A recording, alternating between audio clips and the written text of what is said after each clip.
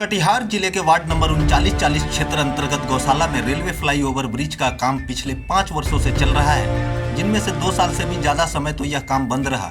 आज इस स्थान पर जनजीवन के लिए सांस लेना भी दूभर हो गया है।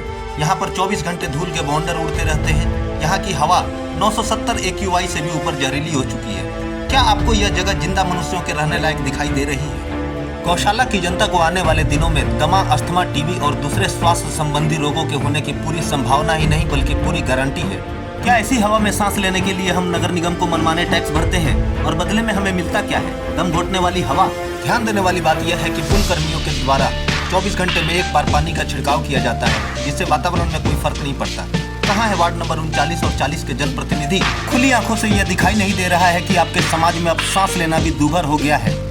देखा जाए तो यहाँ पूरी गलती यहाँ के रहने वाले निवासियों और जनता की है। आप देख सकते हैं कि यहाँ की जनता किस तरह अशिक्षित है, जिसे यह भी होश नहीं कि जीने के लिए सबसे जरूरी सांस लेना है। भोजन ग्रहण करना जीवन की जरूरतों में दूसरे नंबर पर आता है। मैं कटिहार के सभी जनप्रतिनिधियों से यह निवेदन करता हूँ कि अपनी ऐसी गाड़ियों से बाहर निकले और बिना मास्क के सिर्फ एक दिन इस स्थान पर गुजार कर दिखाएं, तब जाकर उन्हें जनता की यह भयावह समस्या दिखाई देगी, जिस स्थान का भविष्य सिर्फ अस्पतालों के चक्कर लगाने में गुजरने वाला है। अधिकारियों को सूचित करने पर जवाब दिया जाता है कि यहाँ पर पुल का कार्य चल रहा है, लेकिन पूरे शहर का भी तो यही हाल है। कोई भी सड़क ऐसी नहीं जहाँ पर धूल ना उड़ रही हो। 2 पहिया वाहन चलाने वाली जनता की आंखों में धूल, मिट्टी और भारी वाहनों के द्वारा छोड़ी गई जहरीली गैसों से बचने का कोई उपाय नहीं है।